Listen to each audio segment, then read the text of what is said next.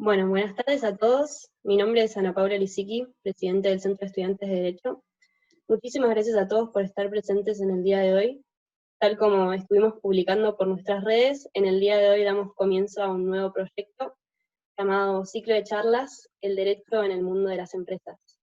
Previo a iniciar esta jornada, quisiéramos pedirles por favor que las preguntas que vayan surgiendo las escriban a través del chat para que luego puedan ser respondidas al final de la charla, como así también los invitamos a encender las cámaras y les pedimos por favor que los micrófonos permanezcan silenciados a lo largo de la charla.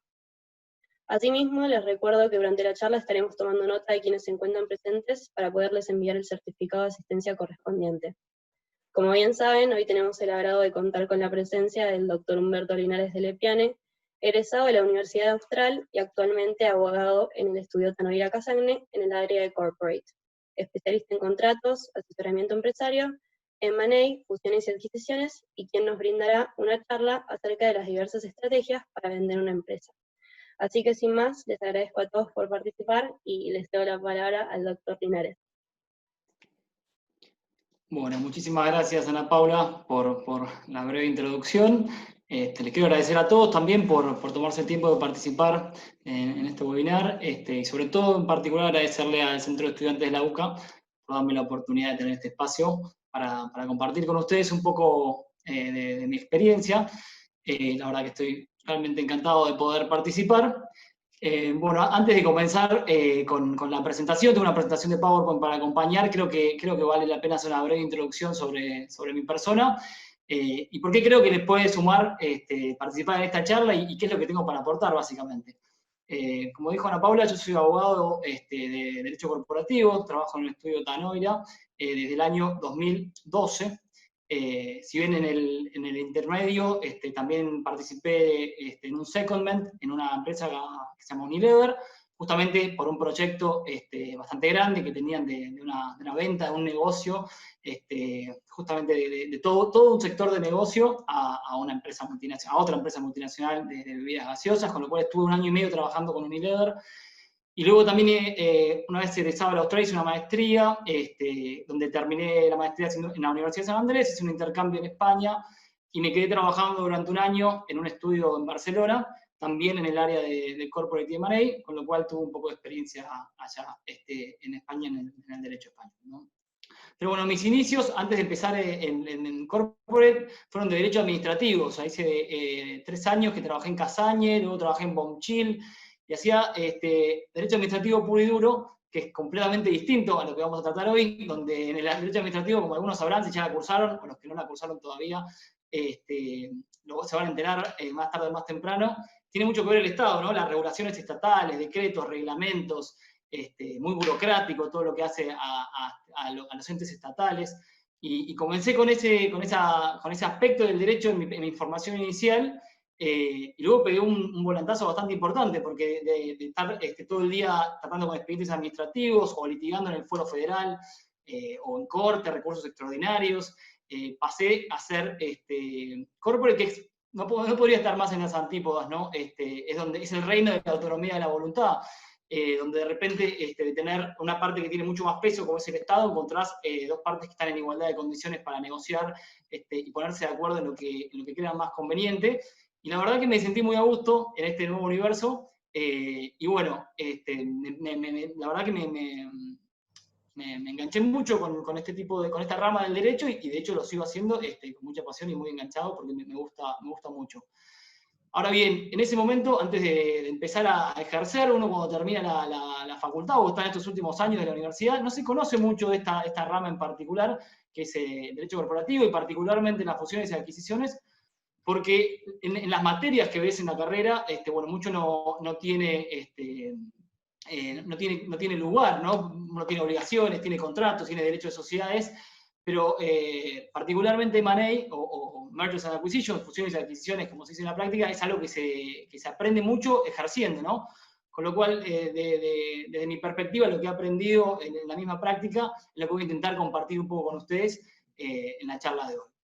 Como breve comentario aclaratorio o introductorio, van a ver que hay un montón de anglicismos que se cuelan a lo largo de toda la presentación, hemos sido muy criticados, bulleados constantemente por nuestros compañeros de trabajo de las distintas áreas, los aguerridos laboralistas, los derechos administrativos, dicen, ustedes que se hacen hablar, ¿por qué hablan en inglés?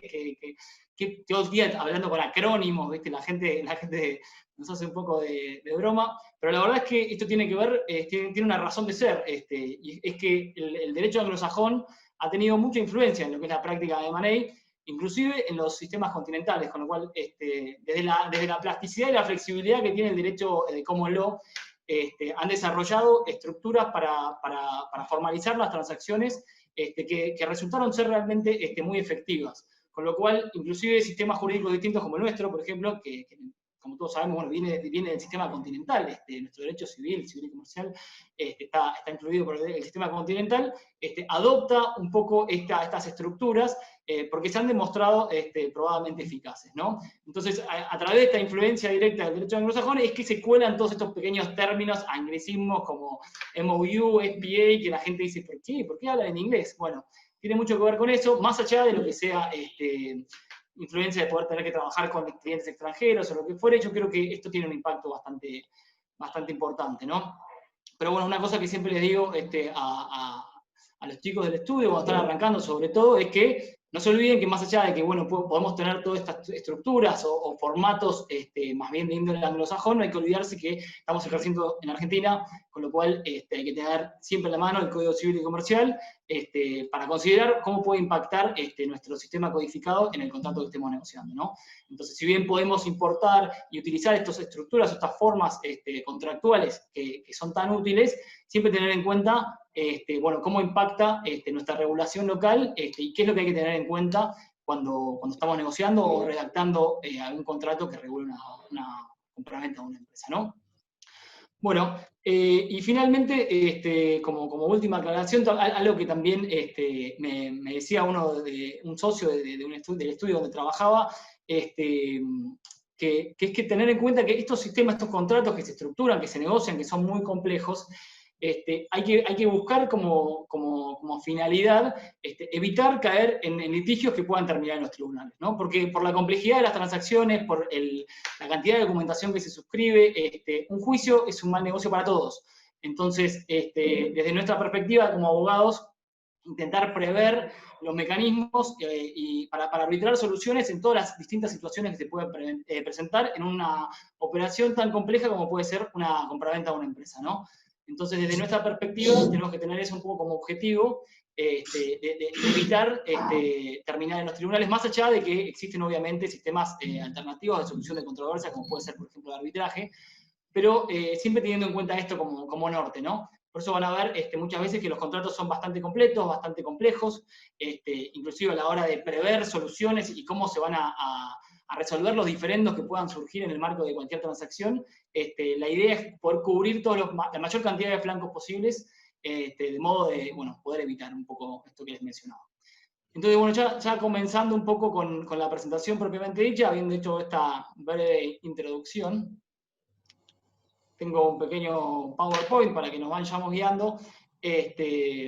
Bueno, como decíamos, hoy vamos a hablar de las estrategias para vender una empresa y cómo funciona este proceso de compraventas de empresas y qué es lo que creemos que es lo más necesario para tener en cuenta y para aprender, por lo menos en un pantallazo veloz, como puede ser un webinar como este, ¿no?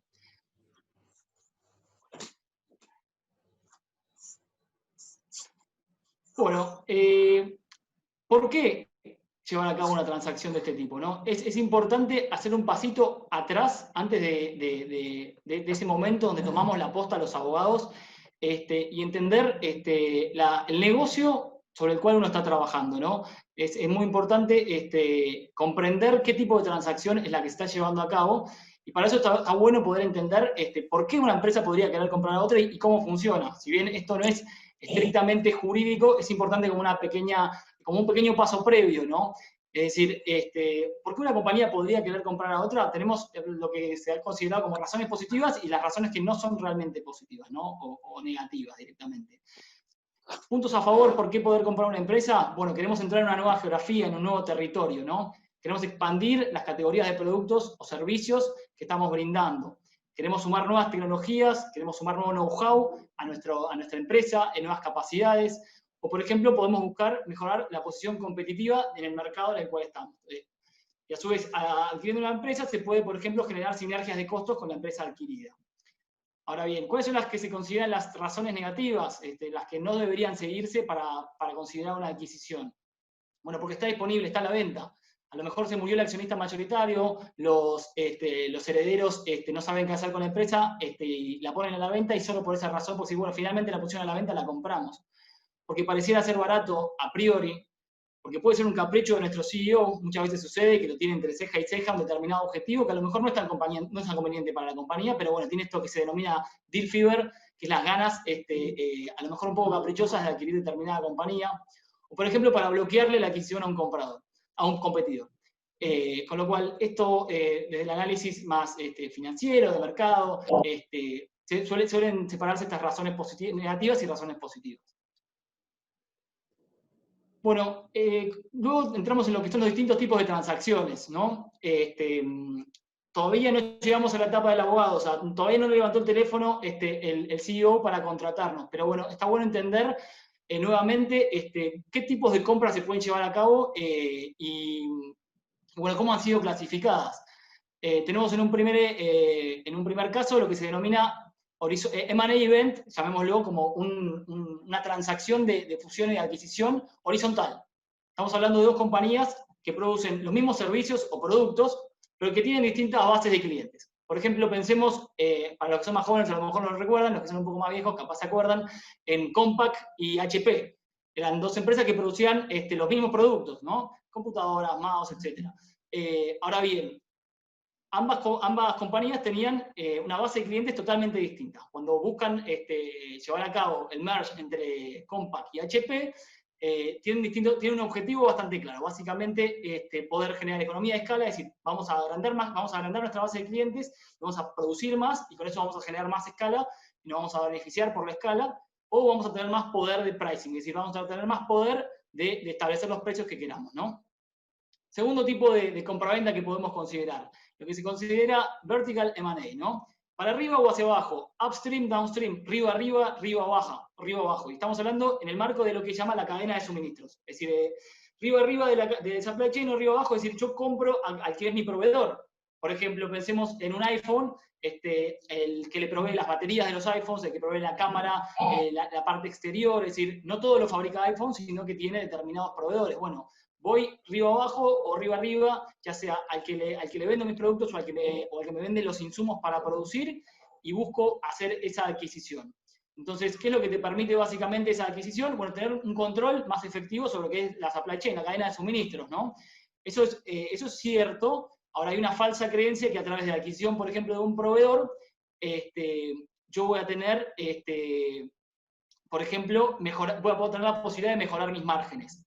Eso es un poco una falacia si lo pensamos en la big picture. ¿Por qué?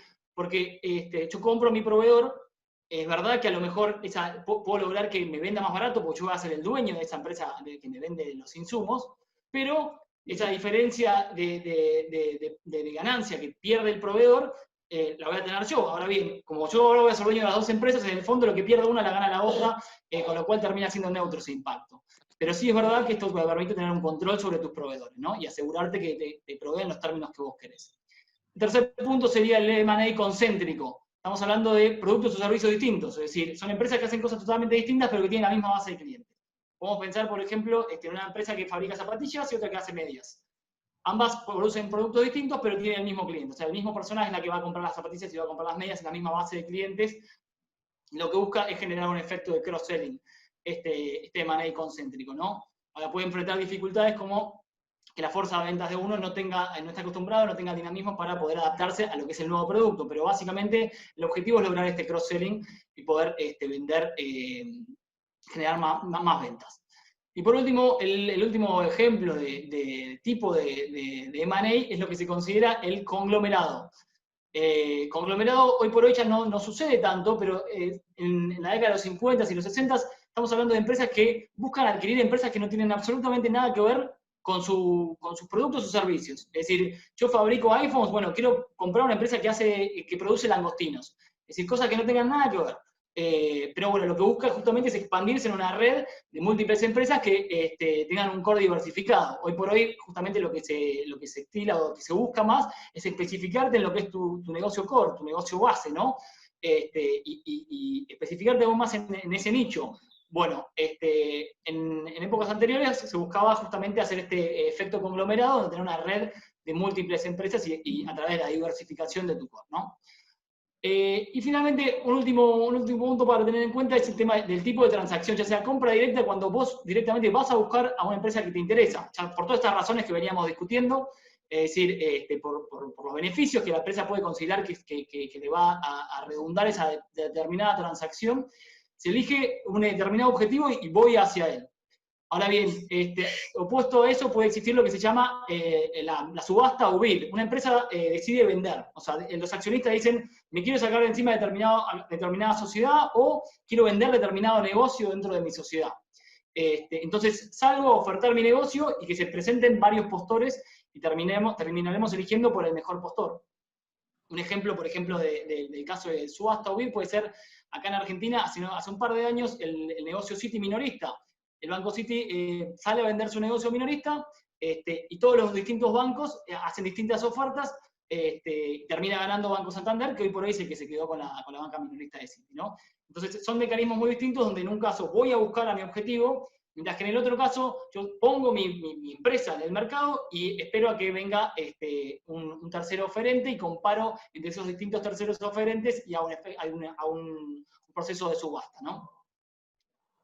Bueno, ahora bien, ahora sí llegamos al punto donde finalmente toca levantar el teléfono y llamar al abogado. Es decir, nosotros ya tenemos el objetivo en cuestión, sabemos cuál es nuestra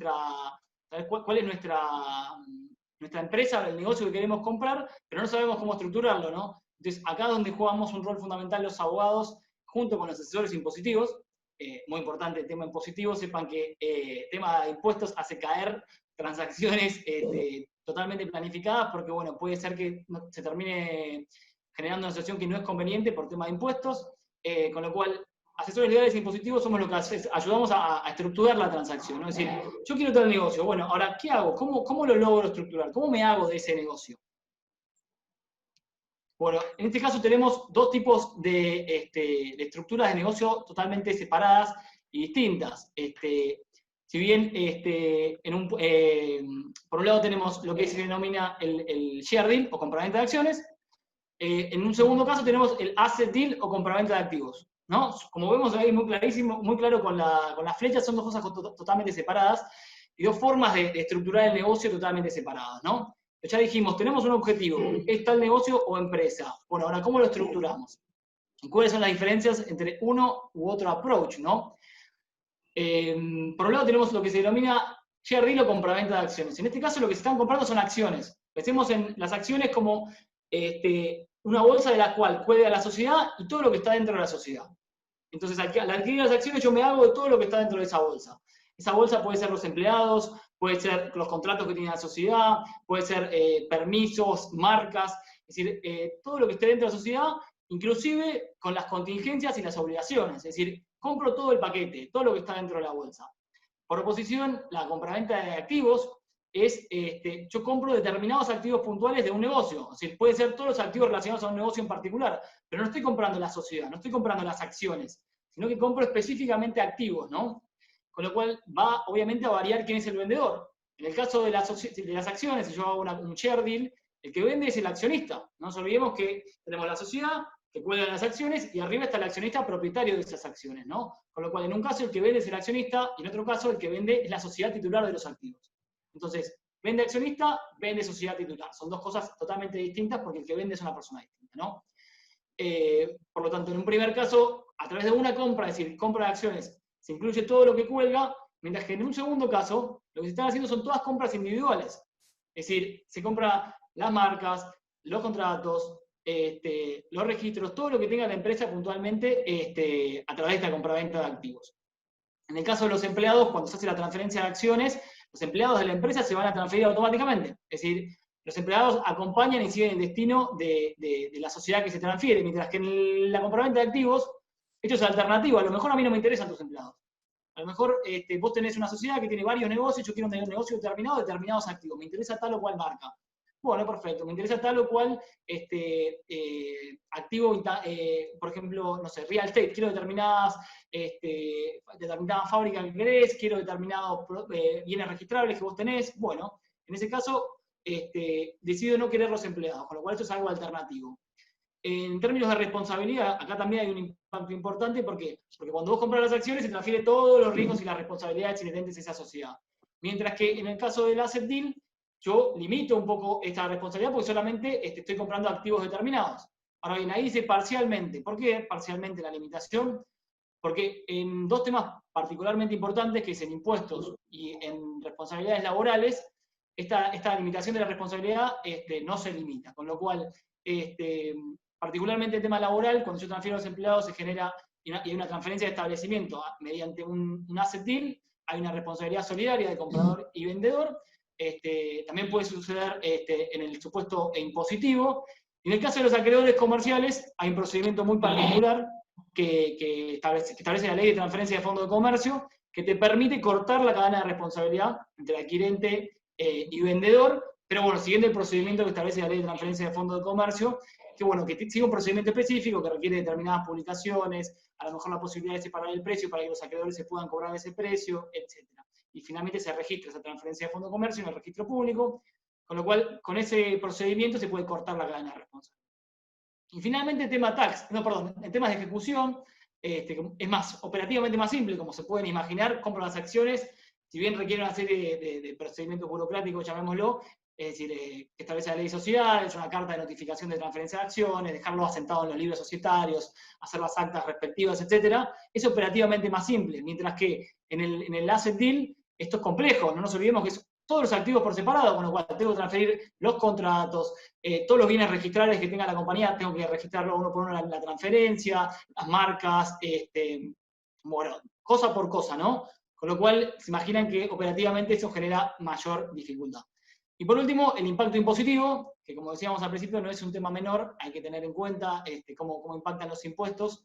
Y bueno, en este caso, pensémoslo de esta forma, vende el accionista, ganancias por esa venta la paga el accionista, ¿no? Eso es un share deal.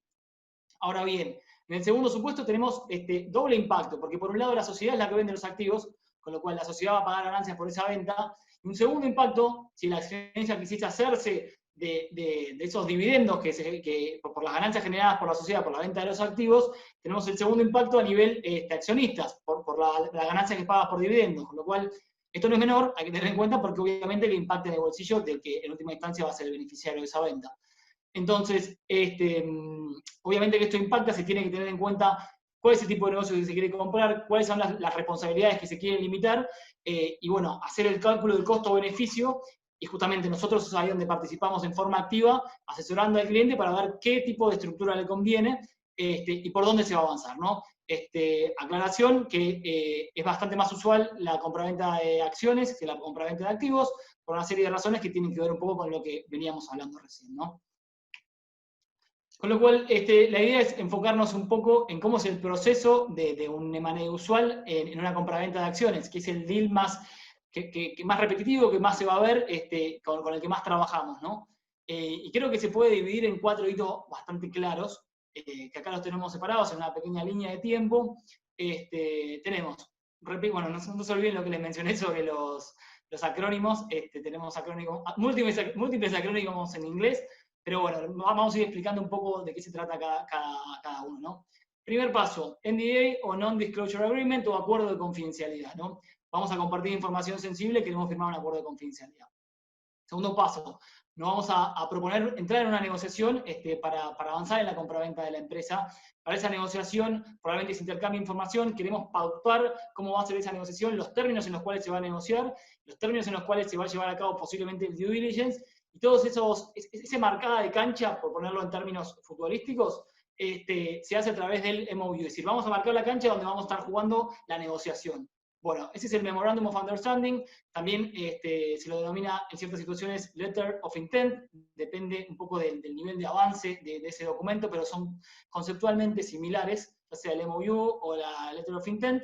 En una tercera instancia tenemos lo que se denomina Due Diligence, que es el proceso de auditoría. Es decir, yo estoy comprando una empresa, quiero saber qué pasa ahí adentro, ¿me entendés? Quiero asegurarme que lo que compro es efectivamente lo que quiero comprar, y sobre todo asegurarme de que no haya contingencias o pasivos adentro de la compañía que pueden llegar a tomarme la decisión de bajarme de ese deal. Es decir, una vez que yo hago la auditoría sobre lo que voy a comprar, termino decidiendo si le doy luz verde o no le doy luz verde a la transacción, porque a lo mejor lo que me encuentro no me gusta, ¿no? Entonces el due diligence es muy importante. Obviamente los abogados ahí tenemos un rol totalmente trascendental. Somos los sabuesos encargados de descubrir todo lo que puede llegar a generar un inconveniente al cliente. Si bien es cierto también que en paralelo se hacen due diligence contables y financieros, esto es importante y también tiene que ver muchas veces con el tema de la evaluación de la empresa, porque a lo mejor se negocia un precio inicial en el MOU que surge de determinadas asunciones que tiene el comprador, pero después cuando hacemos el due diligence propiamente dicho, bueno, esto puede impactar, ¿no? Una vez que se termina esto, hay una serie de descubrimientos del due diligence que llevan a avanzar en la negociación de lo que es el contrato definitivo, ¿no? El contrato de compraventa de acciones o SPA, que viene de Share Purchase Agreement, que es el acuerdo que va a determinar todos los términos y condiciones que rijan esa transacción, ¿no? Bueno, avanzamos con el primer punto que mencionábamos en estos 4 hitos fundamentales de una transacción de M&A. Punto 1, tenemos lo que se denomina Non-Disclosure Agreement.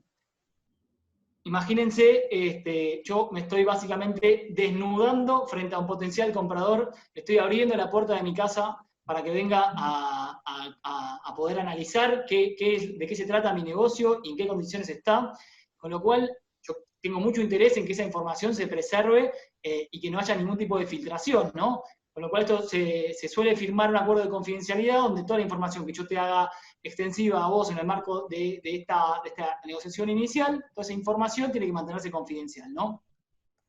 ¿Cuál es el principal issue que podemos detectar en este tipo de documentos? Bueno, el daño. Supongamos que yo te ofrezco un contrato de confidencialidad que se firma y luego vos lo incumplís, ¿no? Y andás revelando esta información confidencial tan sensible para mí. Eso posiblemente me genere un daño. Ahora bien, ¿cómo lo pruebo y cómo lo cuantifico, no? Es muy difícil, a lo mejor hay determinada información sensible que, si bien me impacta, después es muy difícil de cuantificar. Con lo cual, es una alternativa muy recomendable establecer una penalidad de antemano, con lo cual vos estableces una cláusula penal que si se incumple con las obligaciones relativas a la confidencialidad, ya tenés el monto predeterminado, tasado, yo voy y te ejecuto la penalidad, ¿no? Con lo cual, es importante tener en cuenta esto como dicho en el NDA. También es importante tener en cuenta que la obligación de confidencialidad tiene que cubrir a todos los asesores externos de quien va a venir a la auditoría. No solamente el potencial comprador tiene que estar obligado, sino todos sus respectivos asesores externos, porque muy probablemente tengan sus asesores contables, sus asesores legales que vengan y te hagan el due diligence, con lo cual tiene que ser extensivo a ellos esta obligación.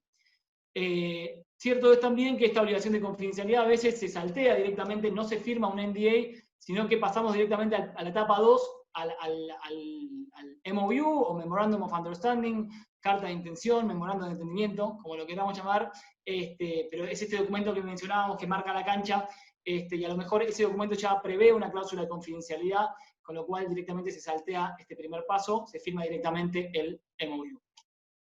Bueno, pasamos a esta segunda etapa, ¿no? Carta de intención o MOU, paso 2 de lo que es una transacción y el íter o el camino para llegar al cierre, ¿no?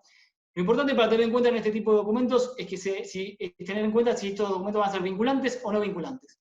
Es decir, este documento se puede firmar en forma non-binding o no vinculante, que significa que las partes, si bien vamos a hacer una serie de negociaciones, vamos a tantear el negocio, vamos a ver cómo está, o voy a arrancar el due diligence a lo mejor, no tengo ninguna obligación de llevar a cabo la transacción. Es decir, estoy en libertad completa de poder elegir bajarme la transacción en cualquier momento, con lo cual el carácter del documento sería no vinculante. Por oposición a esto, el documento de carta de intención o MOU puede ser vinculante. ¿Qué significa esto?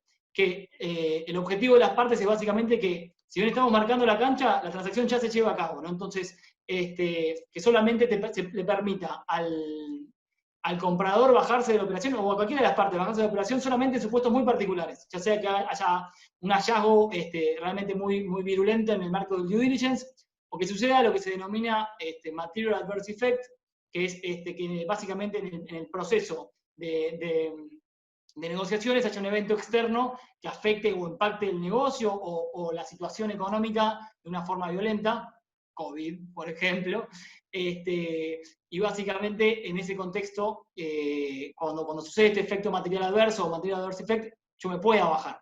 Pero salvo situaciones muy puntuales, si no, en el documento vinculante yo avanzo hacia la transacción básicamente ya desde el vamos con este documento preliminar, y en última instancia lo que va a permitir los hallazgos del due diligence es ajustar el precio. Es decir, bueno, si vos encontraste tal o cual contingencia en el marco de esa auditoría, podremos negociar el precio, pero esto se va a llevar a cabo sí o sí, ¿no? Es decir, ya te ato, te vinculo desde el minuto cero con este documento preliminar. De todos modos, es importante destacar que en el documento no vinculante hay cláusulas que igual son obligatorias, hay que tener en cuenta, por ejemplo, obligaciones de confidencialidad, obligaciones de exclusividad para negociar que se pueden establecer, temas de ley aplicable y jurisdicción, temas de gastos e impuestos, con lo cual, más allá de que sean no vinculantes, siempre hay algunas cláusulas que hay que tener en cuenta que pueden, obviamente, de todos modos, ser ejecutables. Y siempre es importante también tener en cuenta la ruptura intempestiva. Es decir, tenemos todo un sistema, acá tenemos toda una serie de artículos que menciono, que impactan en la negociación y en cómo uno se puede apartar de esa negociación. Es decir, aún en el supuesto de la carta no vinculante, hay que tener en cuenta de no caer en una ruptura intempestiva que le genere un daño a la contraparte susceptible de indemnización. Con lo cual hay que estar muy atentos en la forma en que se hacen las cosas, el apartamiento de las negociaciones, y cómo se sigue el procedimiento para el caso de querer salirnos. A lo mejor no nos interesó el deal, o apareció algo más interesante afuera, o lo que fuere, pero bueno, si nos vamos a abrir de esa negociación, hay que tener en cuenta todo esto, porque el día de mañana, si no, pueden demandar a nuestro cliente, y bueno, de hecho hay muchos artículos del código que pueden llegar a permitir o sustentar ese potencial reclamo, y bueno, hay que andar con cuidado, ¿no? Temas que se pueden tratar en la carta de intención. Como decíamos, la exclusividad. A lo mejor yo quiero negociar con vos y no quiero que mientras tanto estés coqueteando con terceros que pueden venir a arruinarme mi negocio. Entonces, negociamos en bases exclusivas, la confidencialidad, el precio ya de antemano, establecerlo al menos preliminarmente, o un mecanismo de determinación de precio, es decir, precio determinable. No sabemos cuál es ahora, pero sabemos cómo se va a determinar. Si ya determinamos de antemano un precio, podemos obviamente redactar las asunciones bajo las cuales se determinó ese precio. Es decir, si eso después cuando se hace el due diligence no se da o no se corrobora, obviamente que yo voy a tener mayor fuerza para renegociar ese precio porque yo establecí unas asunciones ya en la carta de intención. Podemos marcar la cancha en relación al due diligence, es decir, cómo se va a hacer, cuáles van a ser los pasos, en qué plazo se lleva a cabo ese due diligence, limitar el due diligence, por ejemplo, no quiero que hables con mis empleados, a lo mejor me genera un importante problema si se filtra la noticia de que estoy por vender la empresa, con lo cual es de mi interés que no hables con mis empleados. Tratar el tema de indemnidades, que ya vamos a charlar un poco, es un tema importante, pero ya de antemano decir, bueno, ¿qué indemnidades vamos a tratar en el futuro documento definitivo, en el SPA? Las indemnidades, bueno, lo vamos a ver en su momento en el SPA, pero bueno, es algo que se puede tratar también de antemano, por lo menos conceptualmente, qué es lo que se va a otorgar. Y por último, cuando el documento es vinculante, como mencionamos, ya hay ciertas cosas que se pueden preestablecer de antemano, por ejemplo, temas de antitrust, es decir, defensa de la competencia, que cuando la transacción supera determinados umbrales o tiene determinado impacto en el mercado, muchas veces está sujeta a aprobación de la Autoridad de Defensa de la Competencia. Entonces, poder tratar el tema de antitrust ya de antemano en la carta de intención se hace probablemente si la carta es vinculante, no si no es vinculante. Y otros issues como pueden ser determinadas condiciones precedentes que se van a tratar en el contrato definitivo de compraventa, ¿no? Bueno, en cuanto al precio, en el marco de la carta de intención, el precio fijo, generalmente, pensemos que el precio es algo importante, ¿no? Es de las cosas más relevantes en una transacción. Suele ser fijo en las transacciones más chicas, y por otro lado suele estar sujeto a ajuste cuando las transacciones son un poco más complejas. ¿Qué significa sujeto a ajuste? A lo mejor yo pongo un precio base que puede subir o bajar en función de lo que aparezca en el due diligence, o en función de ajustes post-closing, es decir, ajustes que se efectúen posteriores al cierre. Por ejemplo, puede suceder por un control de capital de trabajo. Capital de trabajo, a grandes rasgos, es básicamente la cantidad de dinero que necesita la compañía para poder continuar en su giro diario. Entonces, a lo mejor, si yo llego y una vez que entra en la compañía después de la transferencia de las acciones o después del cambio de control, la compañía no tiene ese capital de trabajo que habíamos acordado que era necesario para estar funcionando, a lo mejor ajustamos el precio para abajo, o si tiene un excedente de ese capital de trabajo, ajustamos el precio para arriba. Bueno, otro tema que en relación al precio es la forma de pago, ¿no? No es lo mismo pagarte 10 millones de dólares mañana que 10 cuotas de 1 millón, ¿no? Las cuotas, cómo se acuerda ese pago y el mecanismo de pago de las cuotas. Se puede tratar un potencial earnout. ¿Qué es un potencial earnout? Un earnout, básicamente, hablemos como un precio extra, un precio plus, que se da en determinadas circunstancias, por ejemplo. Un supuesto puede ser, por ejemplo, generar incentivos si vos te quedás con el management de la empresa que compras, para que, en casos de determinados, se mantengan determinados objetivos de ventas, o que se mantengan las ventas previas al cierre, vos te asegurás que el desempeño de la empresa es el que vos querías, y en ese caso entonces le vas a pagar un plus al vendedor. Y finalmente, sobre todo en las condiciones actuales en las que estamos, el tema del tipo de cambio, ¿no? Y el pago en moneda extranjera, ¿no? Muchas veces, hoy por hoy, se busca la moneda de dólar como moneda de pago de este tipo de transacciones. ¿Por qué? Bueno, por tema de certidumbre, de asegurarse un valor por lo que ellos creen que están vendiendo. Y bueno, esto tiene una serie de impactos jurídicos que son sumamente relevantes que hay que tener en cuenta. Entonces, si el precio se establece en dólares, dependiendo sobre todo de nuestro interés, no sabemos los que vamos a cobrar, los que vamos a pagar, ver que haya una cláusula robusta en materia de pago en moneda extranjera y tener en cuenta todas las disposiciones de nuestra ley al respecto, es decir, la renuncia del artículo 765 del Código Civil y Comercial, poder prever un mecanismo de pago mediante bonos, lo que se denomina la cláusula Bonex, la renuncia a determinados institutos del derecho civil que pueden ser protectorios de una de las contrapartes. Entonces, de modo tal de buscar asegurar que el pago se haga en la moneda que tienen intención de cobrar las partes, ¿no? Bueno, tema de carta de intención. A tener en cuenta adicionalmente que esto no tenga todos los requisitos de la oferta, ¿no?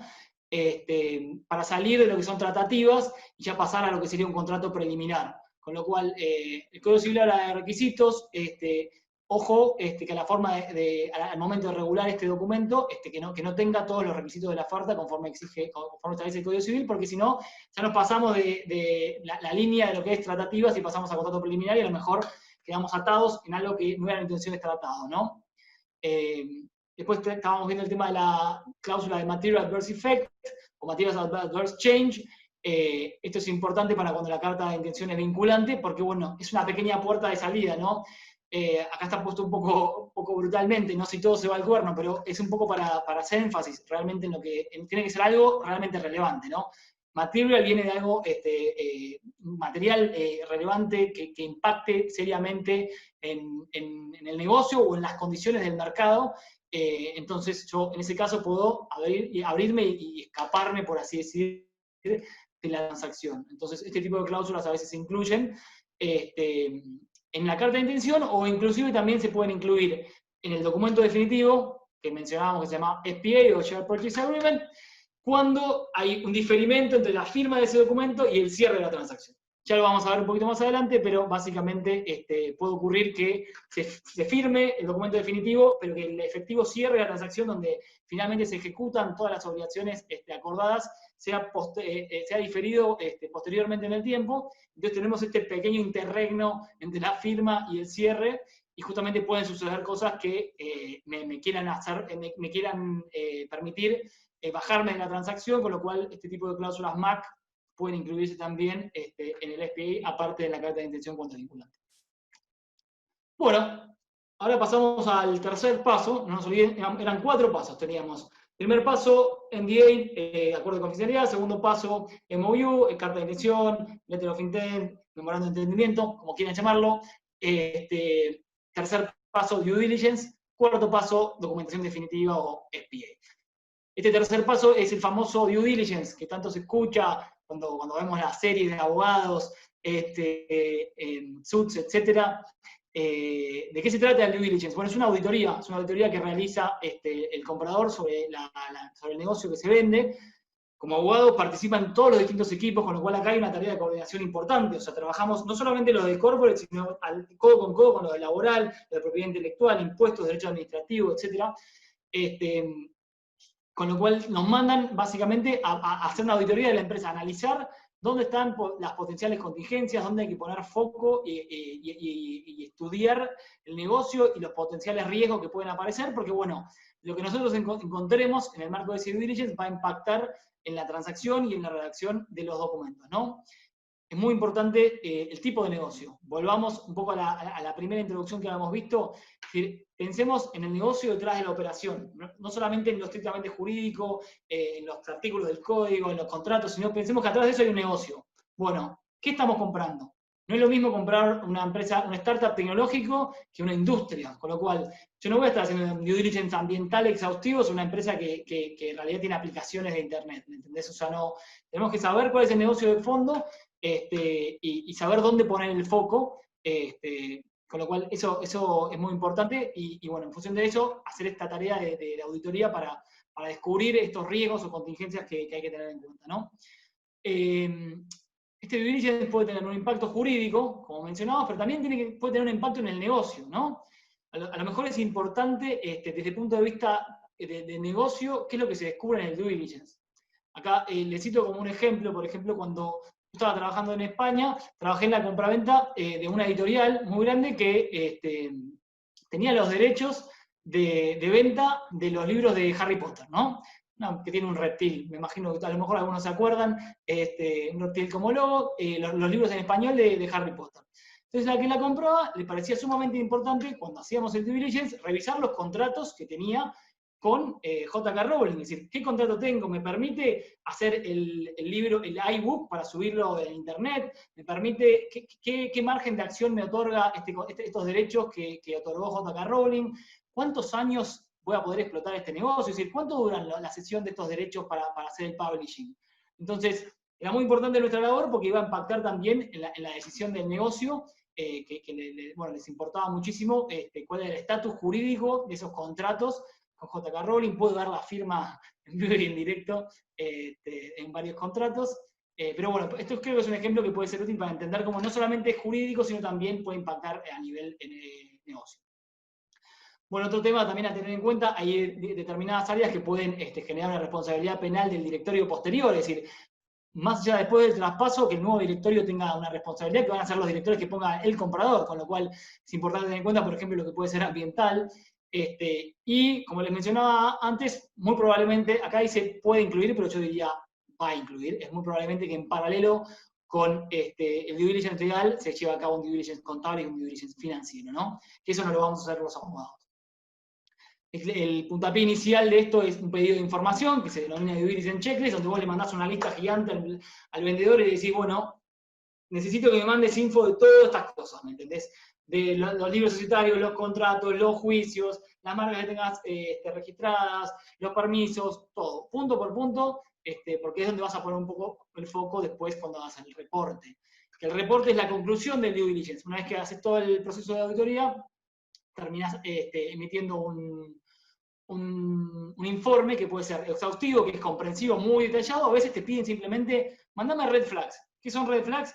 Lo más importante, lo más relevante. Hacemos un cuadro solamente con lo que es irrelevante que me puede hacer bajar de la transacción. Entonces, el reporte se prepara un poco en función de lo que te pide el cliente. A veces te piden, y esto suele suceder muy, muy seguido, una cuantificación de las contingencias. Es decir, bueno, encontramos determinados riesgos laborales. Bueno, ¿cuánta plata involucra esto? Es decir, ¿cómo impacta en números? Monetizámelo, decirme cuánto es, básicamente. Entonces, la cuantificación y a lo mejor también posibles acciones mitigadoras que te digan, bueno, está este problema, ¿cómo lo podríamos resolver el día que tomemos control? ¿O cómo se puede resolver de antemano, no?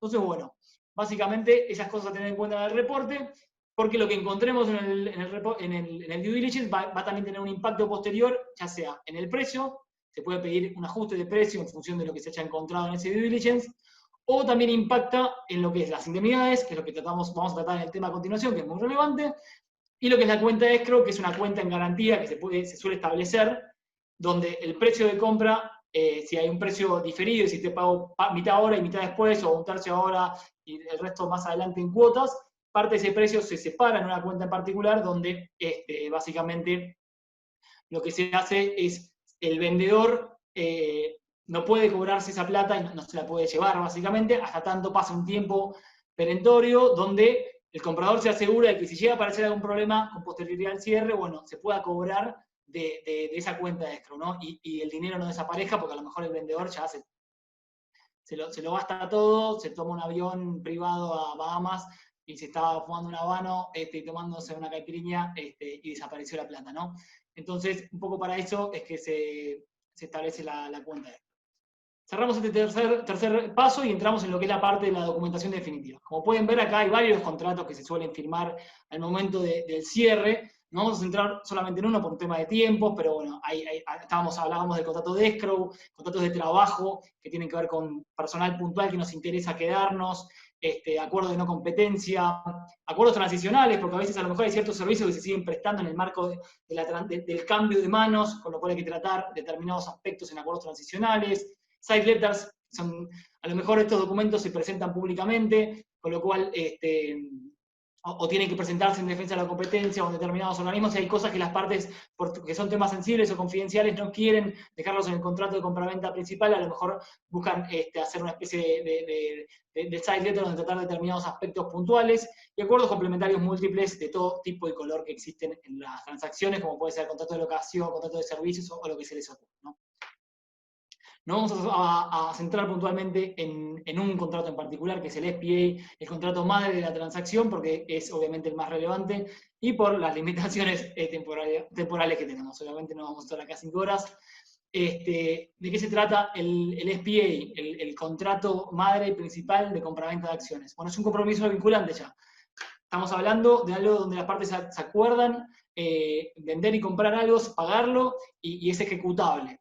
El SPA va a tratar todos los términos y condiciones de la compraventa. Vamos a tratar el precio, un ajuste de precios si correspondiere, por los mecanismos que querramos. Es decir, como les mencionábamos un poco antes, hay distintos mecanismos de ajuste de precio, ya se tratan definitivamente acá en el SPA en detalle.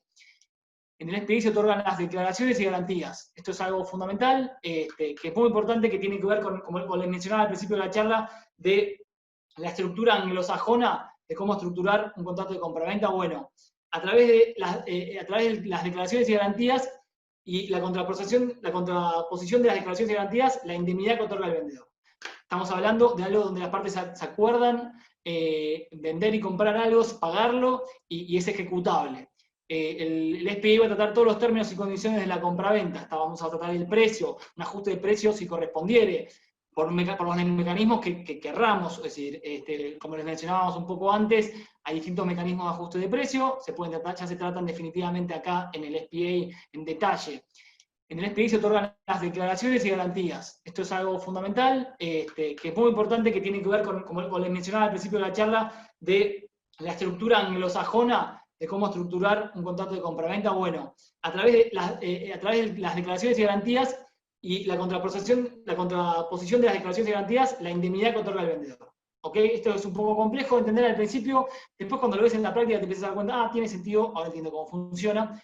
Esto es muy importante. ¿Por qué?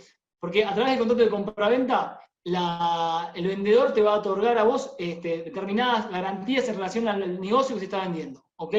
Entonces, básicamente, yo como comprador me aseguro, mediante esas declaraciones unilaterales del vendedor, que lo que yo compro es lo que yo quiero comprar. Entonces yo lo obligo a él a decir determinadas cosas sobre el negocio que se está vendiendo, ¿no? Entonces, en caso de incumplirse esas declaraciones, esas garantías que me está otorgando el vendedor, yo el día de mañana voy a poder hacerle un reclamo, en función de esa declaración unilateral que hace mediante la declaración y garantía. Entonces, así juega como contracara la indemnidad, es decir, vos me vas a garantizar que la empresa está, digámoslo, impoluta. Es decir, que tengo todos los permisos que tengo que tener, que cuento con la propiedad intelectual, con la debería contar, que no tengo ningún juicio, que cumplo con todas mis obligaciones laborales. Hay toda una serie de declaraciones que se establecen. La contracara a eso es el día de mañana, yo, si verifico que habías incumplido con esa declaración y garantía, puedo ir a ejecutarte la indemnidad, que es una obligación de tu parte hacia mí, de mantenerme indemne, es decir, de cubrirme de cobertura de todos los daños que yo pueda sufrir por ese incumplimiento de las declaraciones y garantías que vos habías hecho, ¿no? Entonces muchas veces también se suelen hacer declaraciones y garantías sobre pasivos ocultos, es decir, la contabilidad de mi empresa refleja verídicamente todo lo que hay, ¿entendés? Porque puede ocurrir que haya cosas que no figuren en los estados contables. Entonces, ¿cómo cubrimos eso? Bueno, a través de una declaración y garantía, ¿no? En el contrato se suelen establecer 3 tipos de declaraciones y garantías sobre el vendedor, es decir, que yo pueda vender, que tengo la autorización para vender, que si es un activo esencial este negocio, bueno, que la asamblea lo autorizó. Después declaraciones y garantías sobre la compañía en sí misma, ¿no? Que es un poco lo que hablábamos recién. Tengo los permisos, mis estados contables son verídicos y reflejan fielmente la situación de la compañía. La propiedad intelectual de todos los desarrollos de mi empresa la tengo, no hay ningún problema con un tercero. Juicios, no tengo ningún juicio, o cuáles son los juicios que tengo. Y acá es un poco donde hay un juego entre las reps and warranties y el due diligence, ¿no? ¿Por qué? Porque a través de los hallazgos del due diligence se pueden hacer carve-outs o limitaciones de esta declaración y garantía. ¿Cómo? Mediante disclosure schedules. ¿Qué significa esto? Yo te estoy exhibiendo y contando que tal o cual tema no está bien. Entonces, por ejemplo, yo tengo 5 juicios ongoing. Bueno, en la declaración y garantía sobre juicios, digo, no tengo ningún juicio, salvo los mencionados en el anexo tanto. Entonces ahí ponemos los 5 juicios que encontramos. Los permisos. Tengo todos los permisos que la empresa necesita para funcionar, salvo me faltó la habilitación de tal o cual cosa. Bueno, lo mencionamos. Entonces, así se va limitando estas declaraciones y garantías. Esto es, obviamente, en defensa del vendedor, porque si el vendedor te está dando si te da todas declaraciones y garantías, que te dice que la compañía está impoluta, sin ningún tipo de disclosure schedule, el día de mañana, yo como comprador, a la primera que puedo encontrar algo que está mal, voy a ir y le voy a llevar el cheque para que me lo cobre, para que me lo pague. ¿Por qué? Pues yo voy a tener detrás de eso una indemnidad que me cubre. Con lo cual, el vendedor va a querer que los disclosure schedules sean lo más amplios posibles, ¿no? Para justamente atajar, es decir, yo te demostré todo lo que tenía, vos esto ya lo sabés, vos esto ya lo sabés, acá no hay rep. Es decir, entonces, este mecanismo es un poco el mecanismo que mencionamos, que surge de la influencia anglosajona para estructurar un SPA, ¿no? Y así es como se suele hacer en la práctica. Y el punto final tiene que ver con las qualifications, que son reacciones que permiten a su vez limitar adicionalmente la red. Que tiene que ver, por ejemplo, con el conocimiento del vendedor, que el vendedor diga que a mi conocimiento, es decir, lo que yo sepa, es decir, si hay cosas que no sé, no las sé. Bueno, es una forma de limitar la declaración y garantía. O, por ejemplo, qualifications sobre materialidad. Si tiene que ser algo sumamente relevante, un incumplimiento relevante. No tengo incumplimientos relevantes. Si tengo un incumplimiento menor, no me vengas a cobrar, ¿me entiendes? Porque es algo chiquito. Entonces, es una forma de limitar también esta declaración y garantía otorgada por el vendedor. Bueno, les pongo el cocodrilo para que les haga un pequeño impacto visual y no se olviden. Esto es muy importante. Las declaraciones de garantía son fundamentales en el contrato de compraventa. Hay que tener mucho cuidado. Y el juego entre la indemnidad y la declaración de garantía es un poco la conclusión de todo lo que se negocia en el SPA. Con lo cual, cuidado con las refs, hay que redactarlas con especial atención, ¿no? Bueno, la indemnidad es un poco lo que les mencionaba, esta obligación de cobertura otorgada por el vendedor por pasivos o contingencias de fecha anterior. Es decir, yo te mantengo indemne por lo anterior al cierre, es decir, por lo que me toca a mí, por lo que es de mi parte. Es decir, salvo que haya algo que se manifieste en forma posterior, pero bueno, que sea de causa anterior, ¿no? ¿Quiénes responden por la indemnidad? Bueno, pueden ser todos los vendedores, en forma solidaria, es decir, que yo puedo ir contra cualquiera por el total de la indemnidad, o que se haga en forma mancomunada, es decir, por el precio que han recibido proporcionalmente.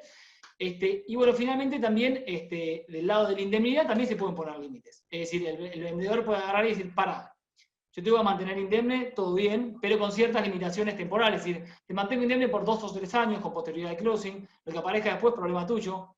O te mantengo indemne hasta 5 millones de dólares. Más que eso no, porque si no, no vendo. Es decir, yo no quiero saber nada con esta obligación de indemnidad por más de 5 millones de dólares. Bueno, perfecto.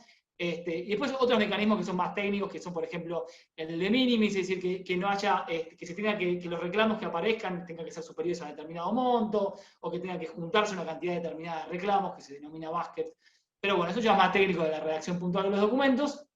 Lo que sí es importante es hablar de la logbook transaction, o lo que se denomina operación a tranquera cerrada, que es donde no se otorgan indemnities, no se otorgan res and warranties. Yo te vendo lo que hay. Y vos hacete cargo, si aparece algo después, problema tuyo.